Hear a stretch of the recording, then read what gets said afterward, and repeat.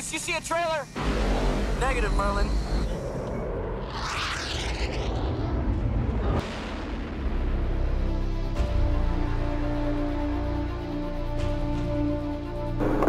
Bogey's got us on his nose now, 8 miles. 6 hitters, we shot at my leader. You copy that, Bruce? Negative, 41. He's rallying on my guy, he's headed back to the east. You want me to shoot my guy left? Got the car, shoot him! Shoot him down.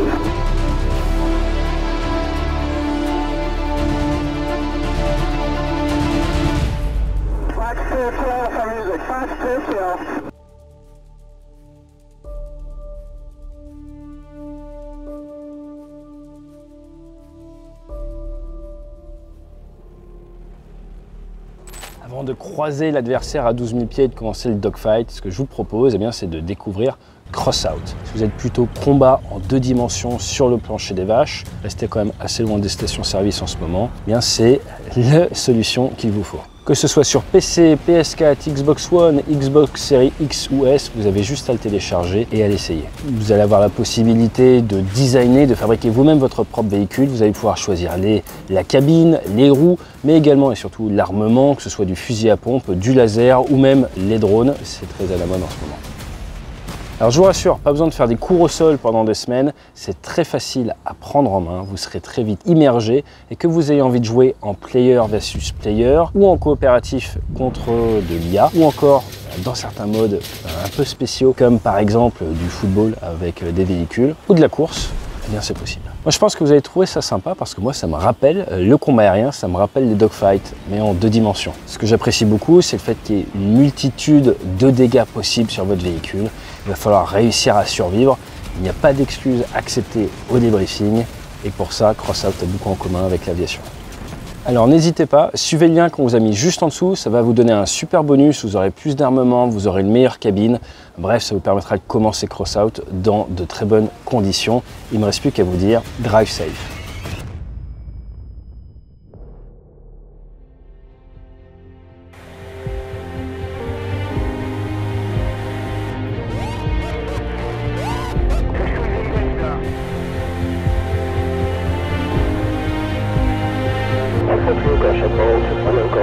Roger, ball.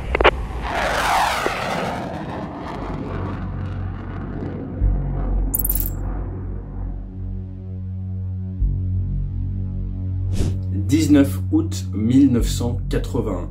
Nous sommes dans le golfe de Sirte, dans le golfe de Libye, et depuis 1973, eh bien, Kadhafi a décidé qu'il y avait à 62 nautiques au large de la côte une ligne de mort. Si vous passez cette ligne, eh bien, il a le droit de vous attaquer, de vous engager. C'est contraire aux lois de circulation maritime et depuis 1973, les États-Unis font pression pour que Kadhafi arrête avec cette requête qui ne fait aucun sens au vu des lois internationales.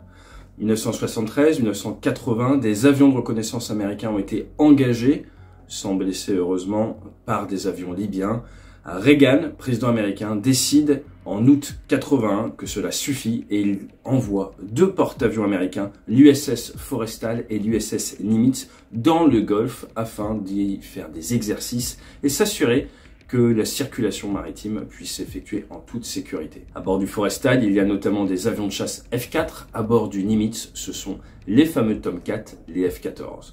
Les règles d'engagement sont claires. Si vous vous faites tirer dessus, vous avez le droit de répondre, c'est ce que l'on appelle la légitime défense. Et lorsqu'on lui pose la question, Reagan dit que si on est engagé par les Libyens, on a le droit de les poursuivre jusqu'à dans leur hangar pour répondre à cette attaque. En août 1981, Kadhafi est en déplacement et ce sont donc ces généraux qui gèrent un petit peu le pays et prennent les décisions. Le 18 août, suite à l'arrivée de ces 2 task force, de ces 2 groupes aéronavals, eh bien, les Libyens décident d'envoyer 35 patrouilles d'avions de chasse, du MiG-23, du MiG-25, du Sukhoi 20, du Sukhoi 22, même du Mirage F1, et ils font face à 7 patrouilles de F-14 ou de F-4. 3 de ces patrouilles se feront intercepter, des MiG-25 qui seront interceptés, il semblerait même d'ailleurs que des photos soient prises, et des signes de diplomatie que l'on retrouve dans Top Gun ont été effectués. Après analyse des bandes, il semblerait qu'un MiG-25 ait fait feu à 18 nautiques sur une patrouille américaine, mais cela reste à prouver. Le lendemain, le 19 août, il va y avoir confrontation entre des Sukhoi 22 et des F-14. Cela va conduire au premier dogfight entre avions à géométrie variable et à la première victoire pour le F-14. Victoire qui sera d'ailleurs reprise dans le film Top Gun, parce que vous allez voir qu'entre l'engagement que l'on s'apprête à débriefer et le premier Top Gun, il y a pas mal de similitudes. Mais avant, nous allons prendre un tout petit peu de recul, nous allons poser les players, comme on dit, les participants, les différentes unités, les différents avions, les différentes bases, avant de rentrer dans le détail de cette interception et de ce dogfight. Nos F-14, ils proviennent du VF-41 Black Ace, les As Noirs. Ils sont basés à bord de l'USS Nimitz, 330 mètres de long, également appelé Old Salt, le vieux sel, et dont la petite phrase, c'est Teamwork, a Tradition. Travailler en équipe, une tradition. Il a été commandé en 1967, c'est le premier de sa classe, la fameuse classe USS Nimitz. Il a été lancé en 1972 et il a été jugé opérationnel en 1975. Et c'est notamment le président Gerald Ford, le nouveau porte-avions américain s'appelle le Gerald Ford, qui l'a intronisé en 1975. 3200 marins à bord pour faire fonctionner le bateau qui a 2 centrales nucléaires, 2480 marins pour le groupe aérien embarqué, pour mettre en œuvre les à peu près 80 aéronefs à bord de ce navire qui peut dépasser les 30 nœuds et monter à 97 000 tonnes à pleine charge. Le porte-avions français, le Charles de Gaulle, il est plutôt dans les 40 000 tonnes et 261 mètres de long et non pas 330 mètres. Il est basé à San Diego et son nom est un hommage à l'amiral, commandant de la flotte du Pacifique pendant la Seconde Guerre mondiale, Chester Nimitz. À l'heure actuelle, en 2022, il est toujours opérationnel et c'est le plus vieux porte-avions américain opérationnel à l'instant T. Vous en avez sûrement entendu parler dans l'excellent film Nimitz, Retour vers l'enfer, mais peut-être également dans l'œuvre de Tom Clancy, Tempête rouge. Alors les Black Ace, eux, ils ont été créés le 1er septembre 1950. Ils ont eu la chance de voler sur Banshee, sur Demon, sur Phantom, avant de passer sur F-14A Tomcat. Et de nos jours, ils sont basés à Lemoore, Californie, côte ouest du coup, sur F-18F Super Hornet, comme on les retrouve dans Top Gun 2. En 1980, ils participent à la crise des otages en Iran. Ils font d'ailleurs à cette occasion 144 jours de mer non-stop, ce qui est leur record à ce moment-là depuis la Seconde Guerre mondiale. En 1981, juste avant les événements que nous apprêtons à analyser, malheureusement un EA-6B s'écrase sur le pont d'envol et cela va toucher 6 F-14, provoquer même le départ d'un missile RR AIM-7 et provoquer la perte complète de 3 F-14, 45 blessés, 14 victimes sur le pont, dont 3 qui appartiennent à l'unité. Donc l'unité aura été endeuillée quelques mois avant ces événements. Le F-14A Tomcat, je ne sais pas s'il y a vraiment besoin de le présenter, je pense que tout le monde le connaît. Néanmoins, ça a été lancé, le premier vol c'était en 1970, le 21 décembre. Vous avez sa mise en place opérationnelle en septembre 1974 et il a été retiré du service le 22 septembre 2006. Il y a 712 exemplaires qui ont été fabriqués. Il est propulsé, le A, par 2 réacteurs Pratt & Whitney des TF30 qui donnent quand même 9,5 tonnes de poussée chacun. Sa taille est variable grâce à sa géométrie variable qui permet de s'adapter à la vitesse. Donc si vous allez vite, vous allez replier les ailes. Vous allez donc pouvoir moins consommer, être plus performant à haute vitesse. Si vous voulez vous poser sur une piste plus courte ou à ponter, vous allez déployer les ailes, ce qui vous donnera plus de stabilité et une capacité à voler à plus basse vitesse. Donc il fait entre 11,6 m et 19,5 m, 18 tonnes à mât vide, 33 tonnes 7 en masse max, on est bien plus lourd qu'un Rafale. On monte à Mach 2,34, là encore plus rapide qu'un Rafale qui est vendu à Mach 1,8. Vous avez du canon de 20 mm, à peut-être tirer à 6000 coups par minute, c'est le Vulcan, le M61. Et en termes d'armement RR, ce n'est pas du Fire and Forget, sauf, on pourrait dire, pour le missile AIM-9, mais vous allez pouvoir tirer de l'AIM-7 ou de l'AIM-54, qui lui permet de faire son rôle de défenseur de la flotte, parce que c'est un missile qui permet l'engagement à très très longue portée. Ce F-14, il a un pilote en place avant, un RIO, Radar Intercept Officer, un officier d'interception radar en place arrière pour pouvoir travailler en équipe et bien faire fonctionner ce radar qui est un Huge AN AWG9 qui fait quand même 91 cm de diamètre et détecte un avion à 190 km. Pour la petite histoire, des tests ont été effectués avec l'AIM-120, le missile Fox 3, je vous renvoie vers nos vidéos sur les missiles. Il a été testé, il peut tirer, mais voilà, toutes les premières versions, ce n'était pas le cas, il n'a jamais été opérationnel avec ces missiles Fire and Forget. 4 victoires américaines ont été créditées au F-14 dans les années 80. À noter qu'un F-14 a été abattu par un F-4 lors d'un tir fratricide d'entraînement le 22 septembre 87. Nous pourrons en reparler, n'hésitez pas à me dire dans les commentaires si vous voulez. Et les Iraniens ont utilisé le F-14 au combat contre l'Irak. Donc, ils ont décidé de choisir le F-14 plutôt que le F-15 en 1979, suite à des essais où les pilotes de la Navy ont un petit peu massacré les pilotes de F-15. Donc les Iraniens se sont dit, nous voulons des F-14. Et ils auraient eu 151 victoires contre les Irakiens, dont 117 qui sont crédités, 61 avec le fameux missile IM-54 dont nous parlions de Phoenix. Et ils auraient perdu 5 F-14 contre des Dassault Mirage F1 durant ces combats. L'armée de l'air libyenne, elle a existé en gros de 1970 à 2011. 2011, guerre de Libye. Vous avez différents types d'aéronefs, à peu près 22 000 hommes à l'époque, 13 bases, du C-130, vous aviez 54 MiG-23, 35 MiG-23 BN, 64 MiG-21, 14 Tu-22, 240 SF-260, les avions d'entraînement, 50 G2, 20 hélicoptères Chinook, qui est un SCH-47, 110 Mirage 5, 38 Mirage F1, 39 Sukhoi 22, 6 Sukhoi 24, 110 L-39 Albatros, 4 IL-78 et de l'Antonov 26, 72 et 76. Donc du matériel soviétique ou français qui permettait à l'armée de l'air libyenne d'avoir énormément de puissance aérienne. La base qui va nous intéresser aujourd'hui, la base d'où vont décoller les 2 Sukhoi 22 Fighter dont nous allons reparler, c'est Gourda Bia, qui est à 15 km au sud de Sirte, qui est une base à 270 pieds, qui a une utilisation mixte civile et militaire, 2 pistes de 3600 mètres, hein. Il peut faire très chaud, donc il vous faut beaucoup de pistes, piste 13-31 et piste 18-36, qui permet, voilà, fonction du vent, de rester opérationnel. Elle est la base du premier Fighter Bomber Squadron équipé de Sukhoi 22 à cette époque-là, et pour la petite histoire, le 20 et 21 mars 2011, elle sera bombardée par des B-2 américains et également touchée par des raids de Tomahawk, missiles de croisière américains. Le Sukhoi 22 Fighter, c'est également donc un avion à géométrie variable qui provient à la base du Sukhoi 7, ensuite le Sukhoi 17, et c'est en fait la version export du Sukhoi 17. C'est un chasseur bombardier à capacité supersonique, y compris à basse altitude s'il est en lice, qui va pouvoir prendre 2 canons de 30 mm avec seulement 80 obus à chaque fois, c'est pas beaucoup, mais également de l'armement RR, notamment l'A2 Atoll dont nous allons reparler. À vide, il pèse à peu près 12 tonnes, en masse maximale 19 tonnes, et il peut embarquer quand même 4 tonnes d'armement sous les ailes. Il est monoréacteur, et son réacteur lui donne entre 7 tonnes à sec à 11 tonnes avec la post-combustion de poussée. Premier vol effectué dans la fin des années 60, pour l'époque c'était quand même un avion assez moderne. Je vous ai parlé de l'A2 Atoll, il en sera question dans cet engagement. C'est fabriqué par Vimpel, qui est le fabricant soviétique et maintenant russe d'armement RR. Le petit nom russe c'est le K-13. Et ce qu'il faut savoir, c'est que c'est la compie conforme d'un Sidewinder américain de l'AIM-9B. Pourquoi le B? Une des premières versions, parce qu'en 1958, en septembre, le 28 pour être précis, dans le détroit de Taïwan, il y a eu un engagement entre des F-86 américains et des MiG-17 chinois. Et un des F-86 a tiré un AIM-9B sur le MiG-17. Ce missile n'a pas explosé, le MiG-17 l'a ramené, il a été démonté, utilisé, envoyé en Union soviétique, et ils ont fait une copie conforme. La petite blague dit jusqu'au numéro de série, et le K-13 est né, compli parfaite, reverse engineering de l'AIM-9B. Cet A2 Atoll est un missile qui existe depuis 1961, donc il a déjà 20 ans au moment de l'engagement.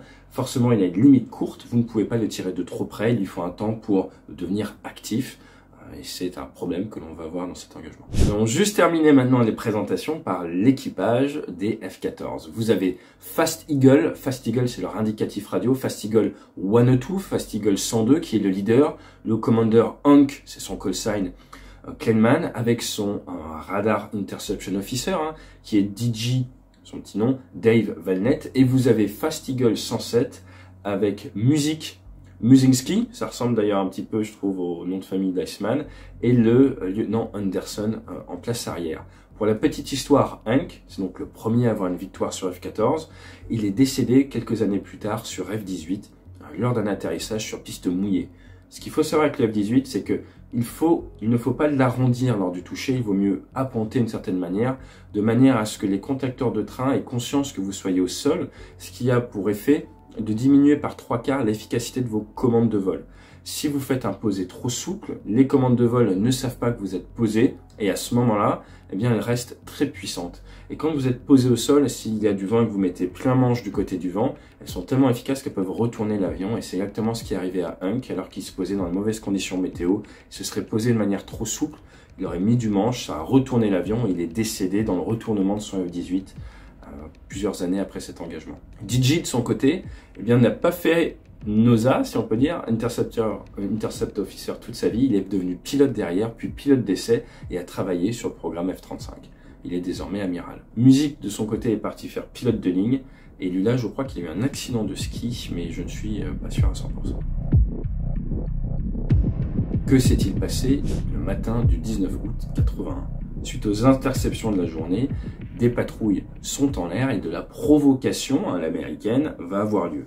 Quelle est la volonté du porte-avions à ce moment-là? C'est d'envoyer un S-3 Viking, un avion qui fait principalement de la lutte anti-sous-marine ou de la surveillance maritime, de l'envoyer faire des hippodromes entre 12 nautiques des côtes libyennes et une soixantaine de nautiques au large. Rentrer dans la zone de mort, rester en dehors de l'espace aérien, voilà, des fameuses 12 nautiques, qui sont la limite territoriale officielle de la Libye, et leur montrer eh bien, qu'on peut très bien circuler chez eux. Pour permettre ce vol, il y a également un Hawkeye, l'œil de la flotte, qui est en vol et qui regarde avec son radar s'il y a des avions qui décollent, et une patrouille de F-14 avec Fast Eagle 102 et Fast Eagle 107 qui sont prêts à intercepter si besoin. Ça ne manque pas, les deux Sukhoi 22 décollent, font route vers notre S-3 Viking. S-3 Viking qui prend l'ordre de faire un rétrograde, hop, tu pars vers le nord, tu descends à basse altitude, donc il descend à 500 pieds sol, 150 mètres sol, au-dessus de la mer, cap au nord, et là le pilote n'a pas vraiment apprécié l'expérience parce qu'à cette époque-là, le Viking n'était pas équipé en guerre électronique, donc il n'avait aucun moyen de brouillage et aucun moyen de savoir s'il était accroché radar, donc il était dépendant des messages d'information du Hawkeye pour savoir la distance à laquelle était le Sukhoi 22. De leur côté, les deux F-14 partent en interception. Ils sont au niveau 200, à 80 nautiques des Sukhoi 22. Et là, donc, ils accélèrent, ils partent en interception. Ils ont un seul contact. Ils pensent donc qu'il y a un seul Sukhoi. Et ils vont se mettre dans une position qu'on appelle eyeball shooter pour avoir le leader qui croise avec le Sukhoi 22 pendant que l'équipier est décalé sur la droite en altitude de manière à pouvoir refermer le virage et tomber sur l'adversaire directement en position de tir. Donc vous avez un avion qui va identifier le plus rapidement possible en croisement direct la menace et un autre avion qui lui a ouvert, s'est mis sur le côté pour retomber dessus. Exactement ce qu'on retrouve dans la scène d'ouverture de Top Gun 1. Au moment où il se rapproche, à 8 nautiques, il y a prise de contact visuel de Tali et là ils se rendent compte que ce n'est pas un Sukhoi mais deux Sukhoi 22. C'est pas bien grave, ça continue, ça croise, sauf que juste avant le croisement du leader, eh bien, un des Sukhoi 22, le leader, ouvre le feu avec un AA-2, le fameux K-13. Son missile est tiré dans la limite courte, il ne fait pas but, néanmoins il y a ouverture du feu. De plus, le Sukhoi 27 l'annonce à la radio, il dit « je m'apprête à tirer », ensuite il dit « j'ai tiré ». Il y a toutes les preuves possibles et nécessaires pour pouvoir se mettre en situation de self-defense. Et pour ce qui est de l'équipier, il est dans la règle d'engagement Guilt by Association. Tu es méchant par association, tu fais partie de la patrouille de quelqu'un qui m'a tiré dessus, j'ai donc le droit d'engager le combat avec toi. Les avions croisent, l'équipier F-14 vient refermer grâce à ce qu'on appelle l'offset, au décalage qu'il a, il vient se glisser en position offensive. Grâce à la supériorité en termes de manœuvrabilité du F-14, le leader F-14 102 se met agressif en position de tir sur l'équipier du Sukhoi 22 et il ordonne à son équipier, à 107, de se mettre offensif sur le leader des Sukhoi 22 qui a engagé le tir. À ce moment-là, il n'y a pas à réfléchir pour notre Hank, il se met au missile et il ouvre le feu sur le numéro 2 de la patrouille de Sukhoi 22. Néanmoins, avant de tirer, il attend que le Sukhoi ne soit plus dans le soleil de manière à optimiser les chances de faire but avec son missile infrarouge. Donc, il reste quelques secondes offensifs. Dès qu'il est sûr d'avoir un tir propre, il ouvre le feu. Son AIM-9L va directement toucher la sortie du réacteur du Sukhoi 22 qui part au sol et le pilote s'éjecte. En parallèle de ça, vous avez 107 qui lui maintenant est offensif sur le leader Sukhoi 22, le méchant qui a ouvert le feu. Et là, eh bien, il n'est pas sûr s'il doit tirer ou pas. Il voit au loin qu'un avion a été abattu, mais il n'arrive pas à savoir, vu la distance, si c'est son leader qui a été abattu ou si c'est le Sukhoi 22. Donc il fait un message radio, il demande s'il doit ouvrir le feu ou pas sur le leader des Sukhoi 22, et là il entend Hank, hein, c'est pas lui qui a été abattu, c'est lui qui a eu la première victoire aérienne, d'ailleurs il l'annonce à ce moment-là, puis il dit vas-y tire, ouvre le feu. Petit problème pour notre F-14, c'est que son radar tombe en panne, et également qu'il avait 2 missiles RR et qu'un des 2 missiles est en panne. Il lui reste donc un missile et des canons. Il décide donc d'ouvrir le feu avec son missile RR, l'AIM-9L. Ce dernier part initialement tout droit, au lieu de se guider vers la cible. Donc, musique, passe en canon, switching to guns, et c'est à ce moment-là qu'il voit son missile prendre 48 G, partir en virage d'un coup sec et aller impacter le Sukhoi 22 qui sera impacté, et apparemment le pilote s'éjecte mais son parachute ne se déploie pas. Vous avez donc un Splash 2, deux avions ennemis qui sont abattus. Et après cet engagement, quelques secondes après, ils reçoivent l'ordre de l'état-major via le Hawkeye qu'ils sont autorisés à ouvrir le feu, chose qu'ils ne s'étaient pas priés de faire parce qu'il y avait cockpit delegation, délégation d'autorité dans le cockpit en cas de légitime défense. Quelques heures après, une mission de search and rescue est lancée par les Libyens, notamment appuyée par des MiG-25 qui seront assez agressifs, arriveront à Mach 1,5 et feront pas mal de géométrie avec les Américains, mais il n'y aura pas d'autres combats. Quand nos pilotes reviennent sur le porte-avions, sur le Nimitz, ce qu'il faut savoir, c'est que le leader, Hank, eh bien, il est un petit peu émotionné, on va dire, et pour réussir à se poser, il faudra 3 tentatives, il doit faire 2 bolters, 2 posées où il se loupe, ce qui est assez rare pour des personnes de cette expérience-là, et il arrivera finalement à se poser à la 3e. Pour ce qui est de musique, lorsqu'il a vu la boule de feu qui est très proche de lui, une explosion, il va tirer très fort sur le manche et il va faire un overstress de l'avion, il va tirer 10,2 G, ce qui est trop pour le F-14. Il va donc falloir qu'il y ait une opération de maintenance faite par les mécaniciens sur son avion.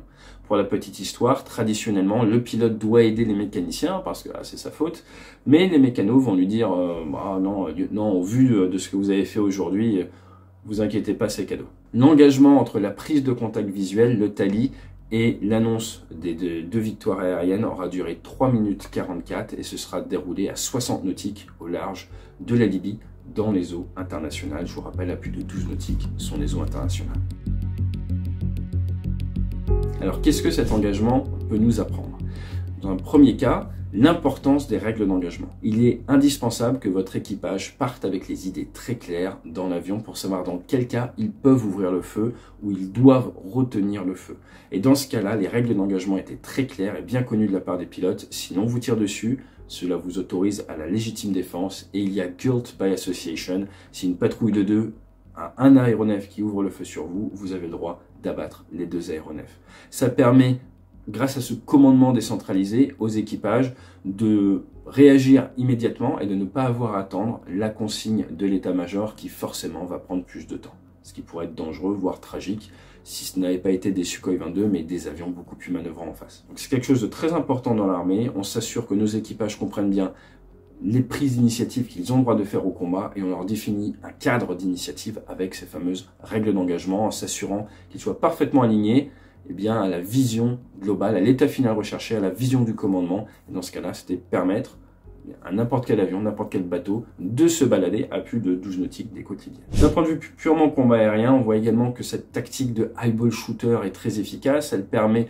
au numéro 2 d'être offensif d'entrée de jeu et que arriver en patrouille serrée à 2 avions face à une menace, ce n'est pas du tout une situation d'avenir. Il est beaucoup plus efficace quand vous êtes leader de patrouille de diluer votre patrouille, de mettre de la distance. Dans un cas comme ça, s'il s'était peut-être mis les 2 Sukhoi 22 à un nautique 8, à plus d'un nautique, 1,8 km de travers, ça aurait été beaucoup plus compliqué pour les Américains de faire face. Néanmoins, on voit également qu'il est difficile pour les radars de faire la différence, d'un point de vue surface équivalent entre radars, de dissocier des avions en patrouille serrée. Est-ce que c'est un avion? Est-ce que c'est plusieurs avions? C'est une tactique qui fonctionne encore de nos jours et qu'on retrouve dans Top Gun 2 avec la pénétration à 4 F-18 collés les uns avec les autres. Pour finir, il ne faut pas sous-estimer l'impact psychologique de ce genre de combat. La mission n'est terminée qu'une fois qu'elle est débriefée et on voit bien qu'il est difficile d'apponter après une situation aussi stressante après autant d'adrénaline, surtout qu'il ne faut pas oublier que l'équipage a conscience qu'ils vont devoir s'expliquer de leur engagement. Tout n'est pas rose, tout n'est pas merveilleux, hein.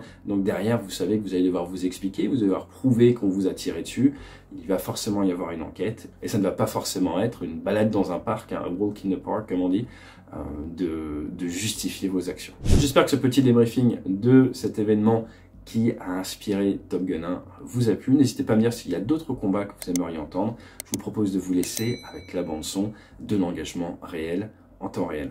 Allez, fly safe. Et n'oubliez pas, afin de pouvoir vous enrouler dans les meilleures conditions contre les adversaires, avoir la meilleure cabine et les meilleurs véhicules, suivez le lien qui est juste en dessous. Et je ne peux que vous encourager à utiliser des techniques de pilote de chasse comme les braquettes pour engager l'ennemi et le vaincre lors de vos parties en coopératif. Allez, fight safe. 20 miles from 102. 20,000 feet. 225, 33, 102. And 102, holding anything like contact. 102's got one. 214, he's 16 miles now, that's all I've got. He appears to be turning a little bit left, giving us some left aspect. I mean, single target track. 14 miles, 21,000. 113, see you're heading. 270, 070. 102, heading to 230, 24. 10 miles. 102, the bogey's got us on his nose now, 8 miles. Full altitude, we're at 20,000 feet, 6 miles. 103, 113, you're vector 100. I'm here for 113. Roger, vector 100. The power on him.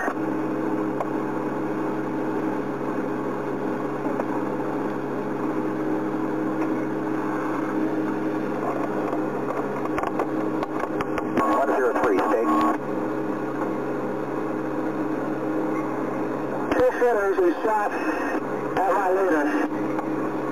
This is what we've been fired at. Sinners, I'm on the left side. Want to pick guys up? 102. Okay, copy. You copy that, boys? Negative, 41 at the site. He's probably on my guy. He's headed back to the east. No television on you. Did you just copy 103? That's negative. Okay, they said they've just been fired upon, is what they transmitted. I'm parked out of 6. 102, confirm, said you've been shot at. Over. 102, confirm you've been shot at. Affirmative.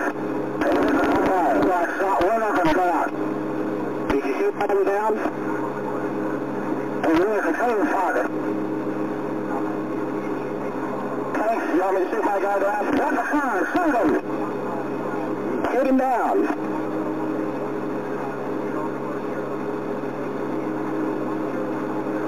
205, 223, vector inbound this time. 223, inbound. Roger that. Fox 212 for music, Fox 212. So you go, that's how he's going? 1028, 106, east. Is not deployed, he's falling free. Okay, there's it, 106, reset camp 5. 106, 110, reset camp 5. Music to 30 at 123 DME on the 180. And I'm straight, 10-2. Okay, I'm 9-5. 107, you are cleared to defend yourself. 102, 107, you're cleared to defend yourself. Pass from the ship. And this is 102, 107, 2 enemy kills. Say again? 2 enemy kills. 2 MiG-23s kill. 2 MiG-23s, you copy, boys? All right, understand.